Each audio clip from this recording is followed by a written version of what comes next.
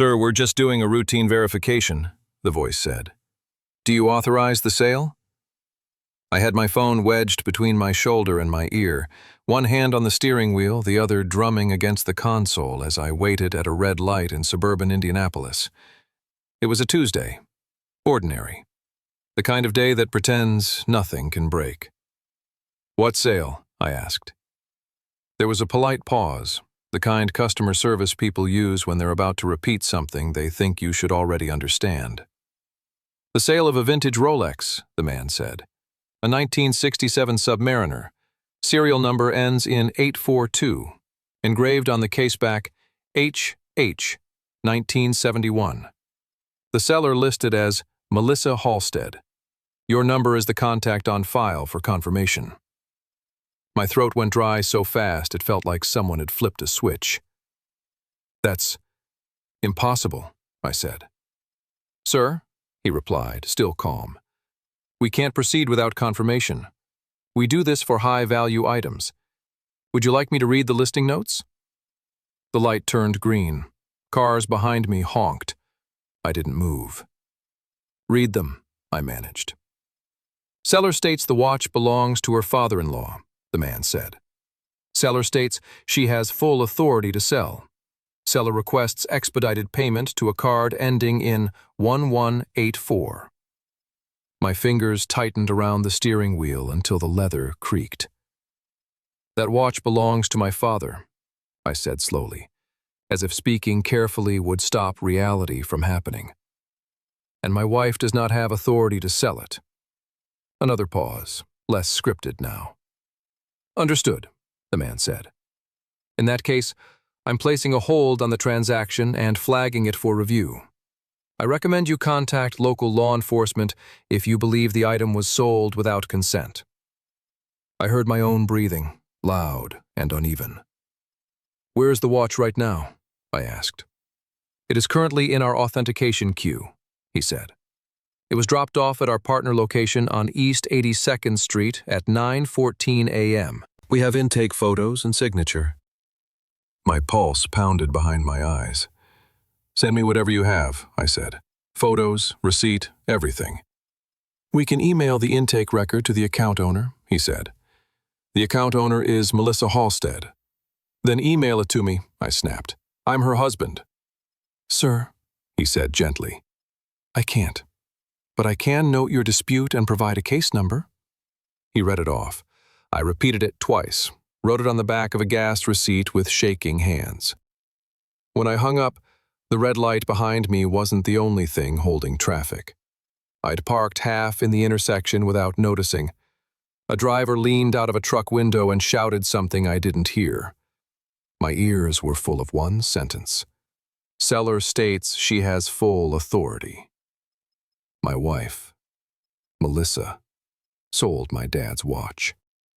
I pulled into the nearest parking lot and just sat there. The air conditioner hummed. My phone screen glowed in my lap with the case number like it was a verdict. The watch wasn't just a watch. It was my father's hand on my shoulder the day he gave it to me. It was the last thing he wore before the hospital. It was the one object I'd never insured properly because I didn't think I'd ever need to protect it from the person sleeping beside me. My name is Mark Halstead. I'm 58 years old. I manage projects for a logistics company, one of those people who lives by calendars and checklists because that's how you keep a world of moving parts from crashing into each other. I like things predictable. I like things honest. For most of my life, I believed my marriage was both. Melissa and I had been together 23 years. We weren't the couple who posted syrupy photos or made speeches at parties about soulmates. We were the couple who survived the years. Mortgages, layoffs, sick parents, teenage moods, the daily grind that turns romance into routines. We had 2 kids, Claire, 21 and away at college, and Noah, 16 and still at home, tall, half-finished, always hungry, always listening even when he pretended he wasn't. Melissa worked part-time at a boutique and managed the rest of the household, appointments, birthdays, school forms, neighborhood politics. She was good at being liked. She could walk into a room and leave with 3 new friends and a free pastry. I was the one who did the spreadsheets. Between us, we had a balance. Or I thought we did. The Rolex had belonged to my father, Henry Halstead. He'd bought it second-hand in 1971 after he got promoted to foreman at the plant. He wasn't a flashy man, but the watch was his one indulgence. It was the thing he wore when he wanted to feel like he'd made it. When I turned 30, he handed it to me at our kitchen table. The watch sat on a folded napkin like it was sacred. "You're not a kid anymore," he said, eyes soft. "I want you to have something that lasts." "Dad, this is expensive," I said. He shrugged. "So are mistakes. Take it anyway." He died 8 years later of a heart attack that didn't care that he'd finally retired. On the day of his funeral, I wore the watch and stared at it whenever I needed to keep myself from falling apart in public. After that, I wore it only on days that mattered. Claire's high school graduation, Noah's first baseball game, anniversaries, the rare dinner date Melissa and I managed to take without checking our phones. Most of the time, it lived in a small safe in my closet. Not because I was afraid of burglars, but because I was afraid of misplacing it. Because losing it would feel like losing him twice. I drove home in a fog. By the time I pulled into our driveway, my hands were steady again. Not because I was calm, but because my brain had shifted into problem-solving mode. Anger had a way of sharpening my focus. If Melissa had sold the watch, there would be a trail. People who steal from you rely on you being too emotional to follow it. The house was quiet when I walked in. No music, no TV. The scent of Melissa's usual candle, vanilla something, was absent. I dropped my keys in the bowl by the door and walked straight to the bedroom. The closet door slid open. I moved shoes aside, knelt, and dialed the safe combination. It beeped. The light flashed red. Wrong code. I tried again, slower. Red again. A cold line ran down my spine. I knew that safe code like I knew my own social security number. I'd set it. I'd never changed it. Which meant only one thing. Melissa had. I sat back on my heels, staring at the safe like it had become a stranger. My phone vibrated with a text from Noah. "Dad, can you pick up burritos after work?" Normal life, marching on. I typed back. "Later. Home now." Then I stood up and went downstairs to the kitchen. Melissa's purse sat on the counter, her keys beside it, her phone face down. She was home. I heard the shower running upstairs. For a second, an old instinct tried to save the situation. Maybe there's an explanation. Maybe it's a misunderstanding. Maybe she took it to get it serviced. Maybe the sale is just an appraisal. But the voice on the phone had read me the engraving, the serial, the payment method, the listing note that claimed authority. That wasn't a misunderstanding. That was a decision. I walked back upstairs and waited in the hallway like a man about to step into a courtroom. The shower turned off. A minute later, the bathroom door opened, and Melissa emerged wrapped in a towel, hair dripping, face fresh, eyes almost cheerful. "Hey," she said. "You're home early." I didn't answer her greeting. I held up my phone so she could see the case number I'd written. "Did you sell my dad's watch?" I asked. Melissa's expression flickered so quickly, most people would have missed it. Surprise, then calculation, then the careful mask. "What?" she said, as if the word itself was offensive. "The Rolex," I said. "The one in the safe. Did you sell it?" Melissa's eyes narrowed. "Why would you ask me that?" "Because a professional authentication service called me to confirm the sale," I wanted to shout. Instead, I said very calmly, "Because I got a call. The seller is listed as Melissa Halstead." Melissa laughed, short and sharp. "That's ridiculous." I stared at her. "Open the safe," I said. She tightened the towel around her. "Mark, I'm not doing this right now. Noah will be home any minute." "Open the safe," I repeated. Melissa's jaw clenched. Why are you being dramatic? Dramatic. The word landed like a slap. It was her favorite word for when she didn't want to explain. I stepped past her into the bedroom and opened the closet. Mark, She snapped. stop. I knelt and typed the code again. Red. I looked up at her. What's the code? I asked. Melissa's face went pale for a beat. Then she recovered. I don't know what you're talking about. She said. You changed it, I said. Tell me the code. Melissa crossed her arms. You're scaring me. She said softly, like she was narrating to an invisible jury. I stood up slowly. Melissa, I said, tell me the code, or I'm calling the police. The word police changed the air. Melissa's eyes sharpened. Don't you dare. She hissed. There's the answer, I said. Melissa's mouth opened, then closed. She took a breath, and when she spoke again, her voice was different, lower, resentful. It was just sitting there, She said. in a box, doing nothing. It was in a safe, I said, because it matters. Melissa rolled her eyes. It's metal. She snapped. It's a thing.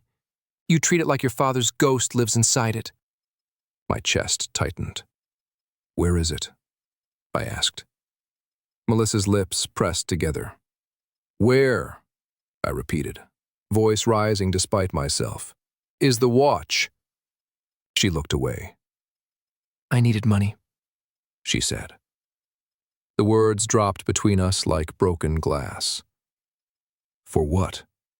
I asked. Melissa's eyes flashed. For life, she snapped. For things you never notice because you think paying the mortgage means everything else is free. I stared at her. How much did you get? I asked. Melissa's voice went small, defensive. It's complicated. I laughed once, bitter. No, it's not. You sold something that wasn't yours. How much did you get? Melissa's face hardened. 5,000, she said. My vision tunneled. A 1967 Submariner with an original dial and my dad's engraving was worth far more than that. Even I knew that. You sold it for $5,000? I repeated, like saying it out loud would make it impossible. It was a fair offer, She snapped. It was a robbery, I said. And you handed it to them. Melissa's eyes filled with tears, not grief, not remorse. Anger tears. You care more about that watch than you care about me, She said. There it was, the flip, the attempt to make me the villain for reacting to her betrayal. I felt something in me go quiet. The part that usually tried to save the marriage, the part that swallowed frustration for the sake of peace. It shut down. Tell me where you sold it, I said. Melissa's chin lifted. A dealer? She said. Name, I said. She glared. Why? So you can make a scene? So I can get it back, I said, if it's not already shipped. Melissa's mouth tightened. It's already gone, She said. I looked at her, really looked, and noticed something I had been ignoring for months. The tightness around her eyes, the way she kept glancing toward her phone like it might light up with a threat. She wasn't just defensive. She was scared. Not of me, of something else. What did you need the money for? I asked again, slower. Melissa hesitated. Then she crossed her arms and chose the easiest lie. Bills? She said. Which bills? I asked. Credit cards? She snapped. You want a spreadsheet? Fine, I have debt. Happy now? I stared at her. How much? I asked. Melissa's eyes flickered. Enough? She said. That wasn't an answer. Downstairs, the front door opened. Noah's voice called out, I'm home! Melissa's shoulders tensed. Not now. she whispered. Now is the only time, I said. Noah appeared in the hallway, backpack slung over one shoulder. His eyes bounced between us, then settled on my face. You guys okay? He asked carefully. Fine, Melissa said too fast. Just grown-up stuff. Noah didn't buy it. He never did. I forced my voice steady. Noah, go upstairs for a bit, I said. He hesitated. Dad? Please, I said. Noah nodded and walked away, but his pace slowed at the stairs. He listened. As soon as he was out of sight, I walked to the counter and opened our family laptop. Melissa moved. Stop, she said, voice sharp. I didn't stop. I typed in our bank site. My password still worked. That, at least, she hadn't changed. Our joint checking account opened, and my stomach dropped. There were transfers I didn't recognize. Smaller than the $8,500 alerts from my old work life, but frequent. $300 here, $450 there, always labeled PayPal or Cash App, with names that meant nothing. I clicked alerts. They were off. I had turned them on years ago. Someone had turned them off. I turned to Melissa. You've been moving money, I said quietly. Melissa's face hardened. It's my account too, she snapped. It's our account, I said, and you've been hiding it. Melissa's eyes flashed. Because you'd freak out. Like this? I asked. Melissa opened her mouth, then shut it. I walked to the drawer where we kept paperwork and pulled out a folder labeled Taxes. Melissa's hand shot out. Don't, she warned. I ignored her and opened it. Not taxes. Credit card statements. 3 of them. Then 5. Then a thick envelope labeled Final Notice. My throat tightened. This is $32,000, I said, voice barely above a whisper. Melissa's face went pale. You told me we were fine, I said. We were, she insisted, too fast. We are. It's just temporary. Temporary. The word people use when they're drowning and want you to believe the water is shallow. I took a slow breath. Melissa, I said, tell me the truth. She stared at the floor. Then she said it. I loaned money to my brother, she whispered. My head snapped up. Evan? I asked. Melissa nodded. Evan Walsh, 43, charming, always starting something, always needing one more push. The guy who had convinced Melissa's mother to co-sign a car loan and then let it get repossessed. What did he need it for? I asked. Melissa swallowed. A business? She said. I laughed, bitter. What business? I asked. Melissa's eyes filled again. He said it was an investment, she whispered. He said he had a partner. He said it would double. Double, I repeated. Melissa flinched. How much did you give him? I asked. Melissa's voice was barely audible. 27,000, she whispered. My body went cold. And when you ran out? I said, voice steady only because I felt numb. You sold my dad's watch. Melissa's shoulders shook. I was going to buy it back, she whispered. I just needed time. You don't get time by stealing, I said. Melissa looked up, eyes desperate. Mark, please, she said. If you call the police, Evan will be ruined, and then I'll be ruined, and then Noah and Claire. You already ruined us, I said. Melissa shook her head fast. No, this can still be fixed. We can fix it. I can fix it.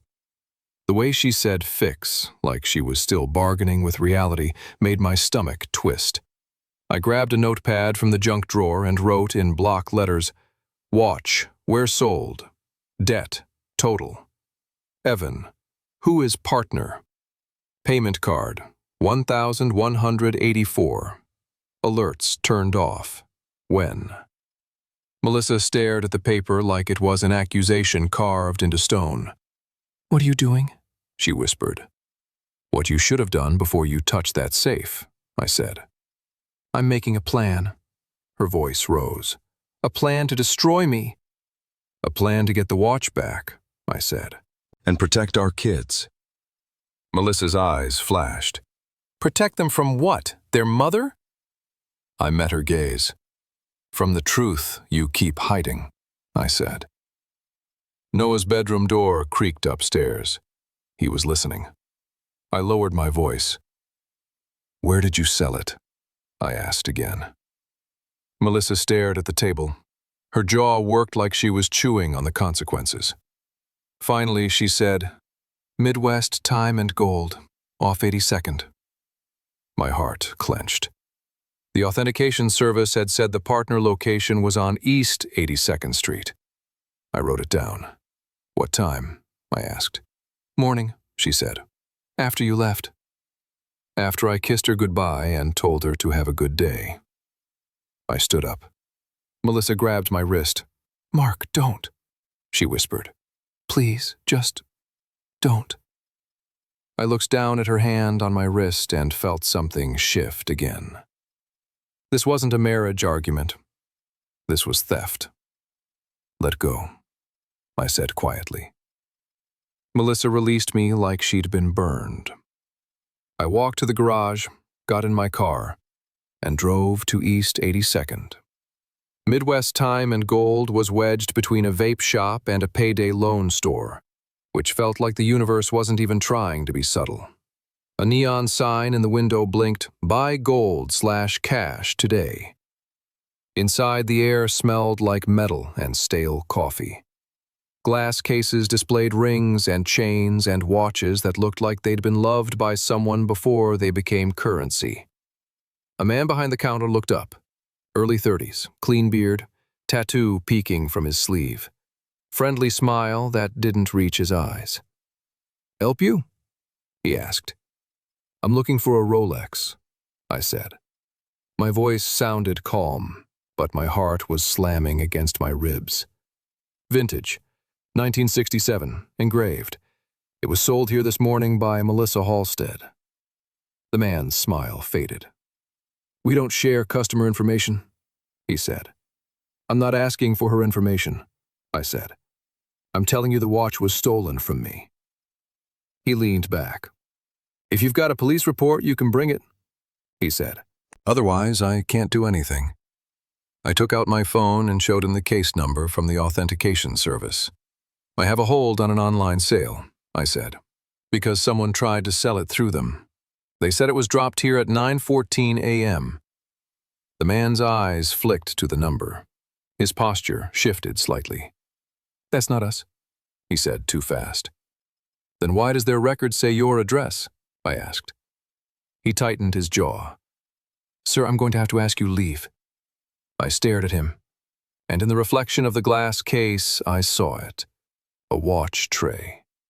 And in the tray, beneath a modern Tag Heuer, a glimpse of black dial and stainless steel. My father's watch. I didn't need to see the engraving to know it. I'd worn it enough to recognize the way the bezel caught light. My breath caught. "That's it," I said, pointing. The man followed my finger and his eyes narrowed. "Sir," he said, voice sharper, "that's merchandise." "That's my property," I said. "It was taken from my safe." He stepped forward. "Do you want me to call the police?" he asked, confident, because he assumed the police would treat this as a civil dispute. "Yes," I said instantly. "Call them." His expression flickered. He hadn't expected me to say yes. "Go ahead," I said. "I'll wait." The man hesitated. Then he reached for the phone behind the counter. "Also," I added, "pull the security footage from this morning and the intake receipt, because your customer sold you stolen property." He froze. I watched his face calculate. He wasn't scared of the police. He was scared of paperwork. He lowered the phone slowly. "Look," he said, voice shifting into negotiation. "If it's yours, we can work something out." "Work something out," I repeated. He nodded. "We bought it in good faith. We paid for it. We can't just hand it over." "How much did you pay?" I asked. He hesitated. 5,000, he admitted. My stomach twisted. You knew it was worth more, I said. He shrugged, unapologetic. It's a business, he said. I'm not leaving without it, I said. The man's eyes hardened. Then you can buy it back, he said. 7,000. The audacity made me almost laugh. You want me to pay you extra to return stolen property, I said. He smiled thinly. I want to not lose money, he said. Your problem is with the person who sold it. He was right, in a sick way. I could fight through police and paperwork, weeks, months, and in that time the watch could disappear. I pulled out my phone and called the non-emergency police line. The man behind the counter watched me, his confidence fading. When the dispatcher answered, I said, I'm at Midwest Time and Gold on East 82nd. I believe they are in possession of stolen property. I can identify the item. I need an officer dispatched. I gave my name. I gave details. The dispatcher said an officer would arrive when available. The man behind the counter exhaled sharply. You really want to do this? He asked. Yes, I said. He stared at me, then nodded once, like he'd accepted a loss. Fine, he said. We'll put it in the back until they come. He reached into the case, picked up the watch with gloved fingers, and carried it behind a door. My chest tightened at the thought of it leaving my sight. I stepped closer. It stays where I can see it, I said. He turned. Sir, I'm being realistic, I said. He hesitated, then brought it back and set it on the counter instead. I stared at it like it might vanish if I blinked. An officer arrived 20 minutes later. Officer Nguyen, mid-40s, tired eyes, professional posture. I explained in simple sentences. Safe, changed code, wife sold, dealer has it. The dealer insisted he bought it legally. The officer listened, then asked for the intake receipt. The dealer produced it. The signature line read, Melissa Halstead. Officer Nguyen looked at me. Do you want to press charges? He asked. I glanced at the watch. Then I thought of Noah upstairs, Claire away at college. The ripples. I want the watch back, I said, and I want this documented. Officer Nguyen nodded. This is stolen property if you can prove ownership, he said. Do you have documentation? I pulled up photos. My father wearing it, the engraving catching sunlight, me wearing it at Claire's graduation, and the old receipt my dad kept because he kept everything. Officer Nguyen studied them and nodded. He turned to the dealer. If this item is stolen, it cannot be sold, he said. I'm placing it on hold pending investigation. The dealer's jaw tightened. So I just lose $5,000? He snapped. Officer Nguyen's voice stayed flat. Take it up with the seller, he said, not the victim. The dealer glared at me like I'd cheated him. Officer Nguyen wrote a report. He took my statement. He took the dealer's information. Then he handed me a property receipt. The watch will be held as evidence, he said. You'll be contacted about release. Held, I repeated, panic spiking. Can't I take it home? It's mine. I understand, he said, but evidence protects you. Protects you. He meant protects you from the dealer claiming you stole it back. Protects you from Melissa rewriting the truth. As I left, the watch sat on the counter in an evidence bag like it had become a crime scene. And it had. When I got home, Melissa was waiting in the kitchen. Her eyes were red. Her posture was defensive. Her phone was in her hand like a weapon. You went to the shop, she said. Yes, I said. You called the police? She accused. Yes, I said again, because I was done letting her control the narrative. Melissa's mouth trembled. How could you do that? She whispered. You humiliated me. I stared at her. You sold my father's watch, I said. You humiliated yourself. Melissa's voice rose. I did it for us. No, I said. You did it for Evan. Melissa flinched, and that reaction was all the confirmation I needed. Noah came down the stairs, face tight. What's going on? He asked. Melissa forced a smile. Nothing, honey, she said. Go do homework. Noah didn't move. He looked at me. I felt the weight of a choice, shield him or tell him enough truth to keep him safe. Your mom made a serious mistake, I said carefully. We're handling it. Noah's jaw tightened. Was it the watch? He asked quietly. Melissa froze. My stomach dropped. How do you know about the watch? I asked. Noah looked down. I saw Uncle Evan with it, he said. Last week. He was showing it off. Mom told me not to mention it because you'd overreact. The room tilted. Melissa's eyes went wide. Noah. Noah's face hardened.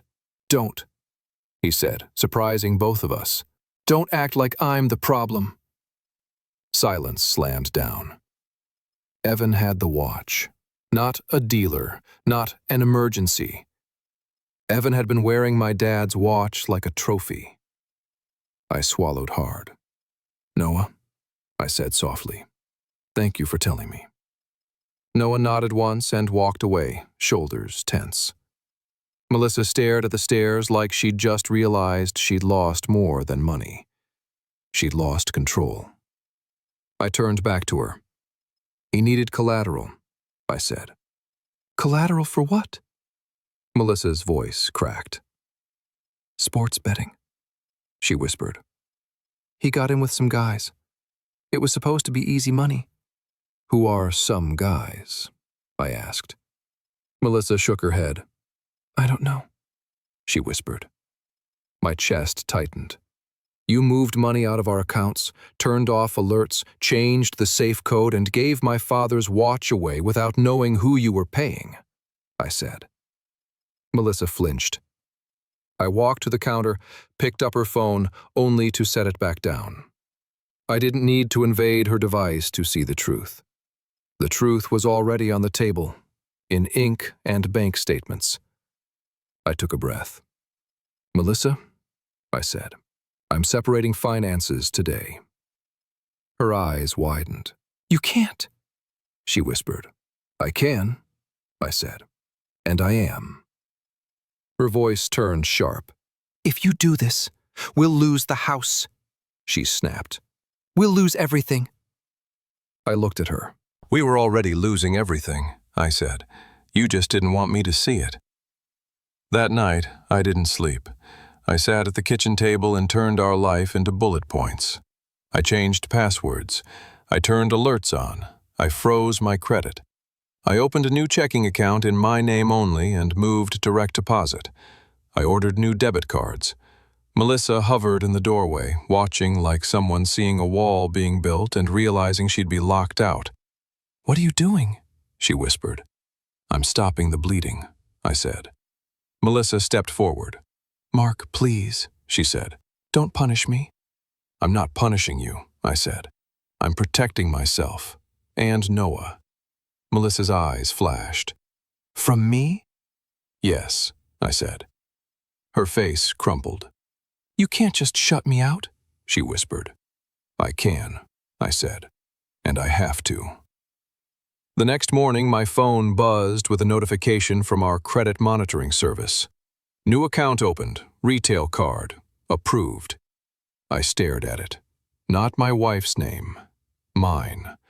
A store card, opened yesterday, while I was at the pawn shop, while Melissa was trying to fix things. My hands went cold.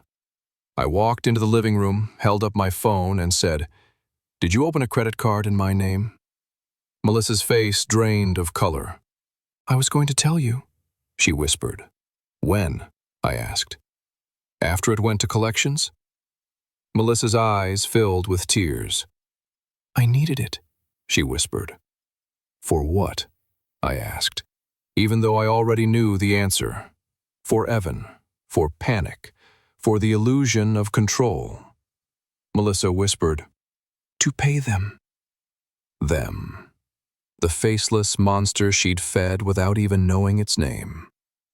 I called an attorney that afternoon. A coworker recommended a family lawyer named Sonia Patel, sharp, calm, not interested in melodrama. Her office smelled like coffee and boundaries. She listened, asked questions, and wrote down facts like she was cataloging a storm. When I finished, she said, "You need to separate finances immediately. You also need to document everything, and you should file a fraud report for that new account." "My wife could be charged," I said. Sonia nodded. "She could," she said, "but you're not responsible for consequences of her choices." I swallowed. "I don't want to destroy my kid's mom," I said.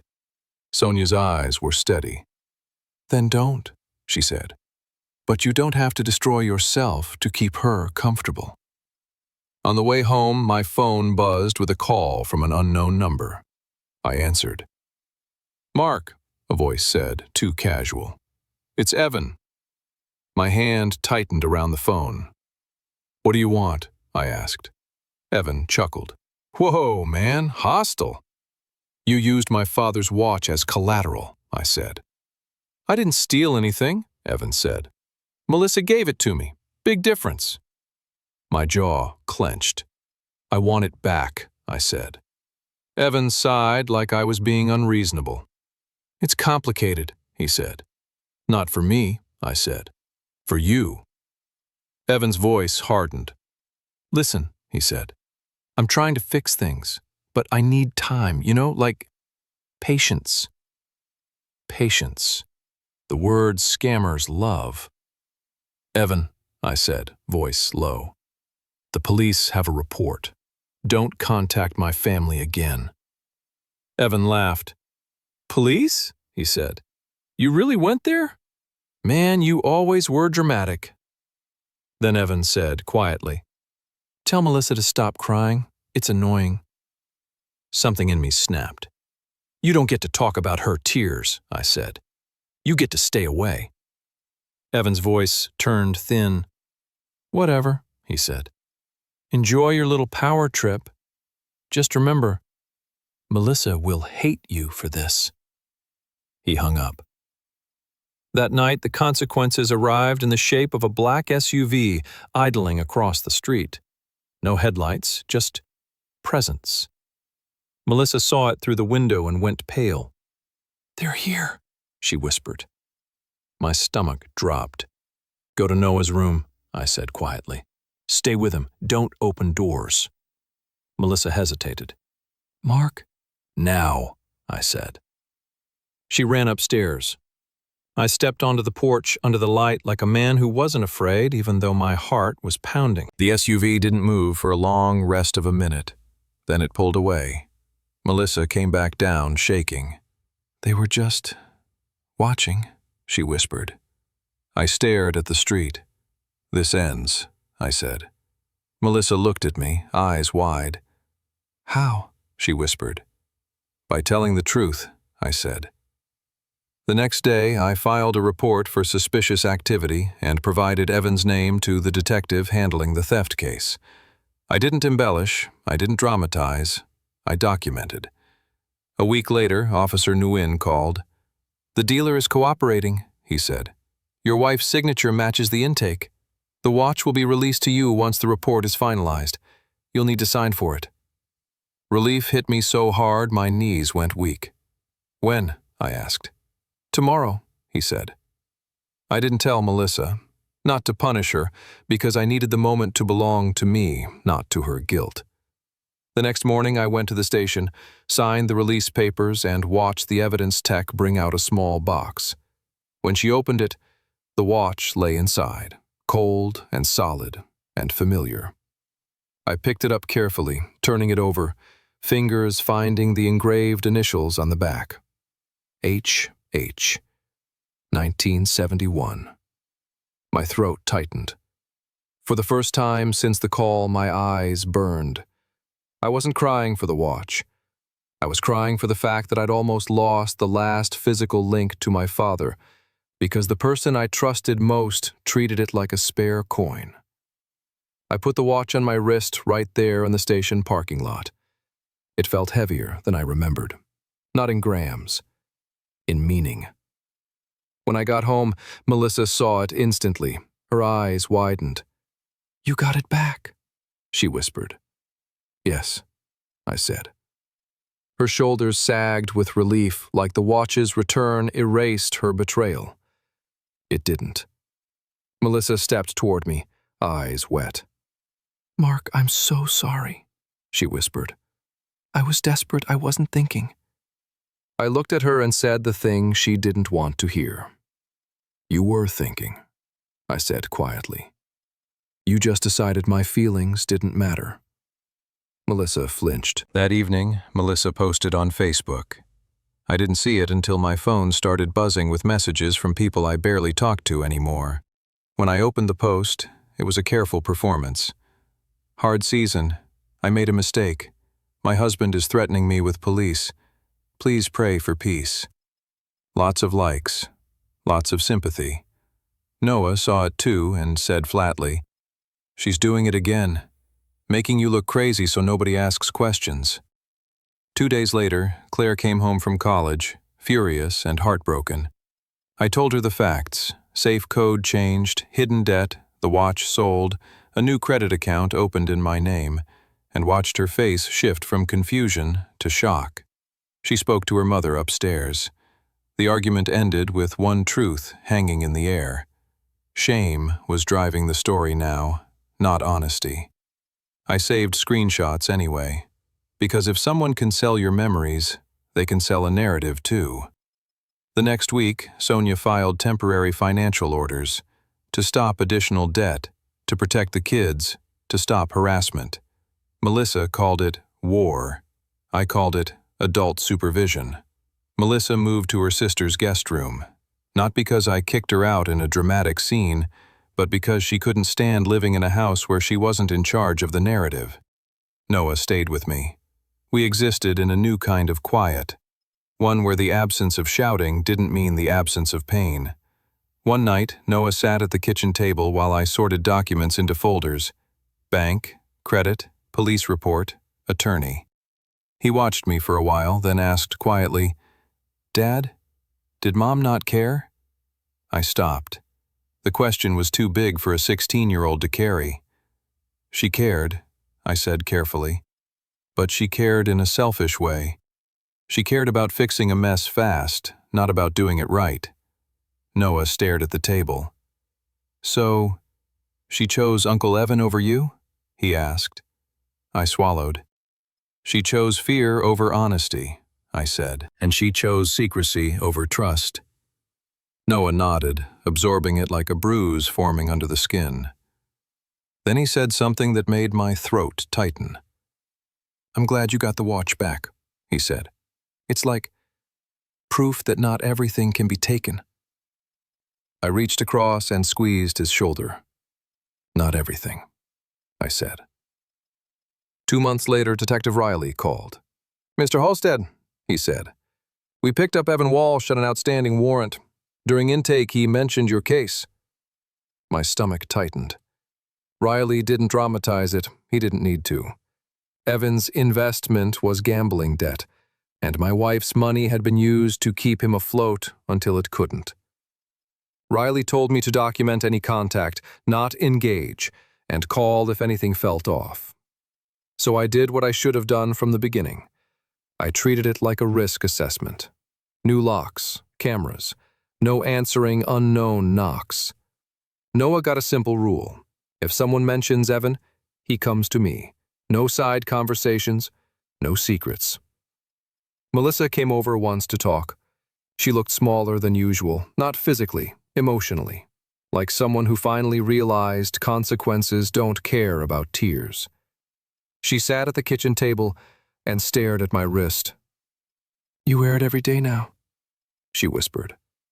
"Yes," I said. "I'm scared," she admitted. "I thought I could handle it." "That's your whole problem," I said quietly. "You think secrecy is strength." We didn't repair the marriage that afternoon, but she signed the temporary orders. No new debt, No access to my credit, no contact with Evan, and no more public posts rewriting the story. It wasn't redemption. It was reality on paper. That fall, Noah made varsity. On his first home game, he came downstairs in his uniform and froze when he saw my wrist. "You're wearing it," he said. "Yeah," I said. Noah looked at the watch for a long moment, then said quietly, "Grandpa would have wanted you to." "I think so too," I said. At the field, Melissa showed up and sat 2 rows behind me. We didn't speak. Noah glanced between us once, then focused on the game like the field was the only place in his life with clear rules.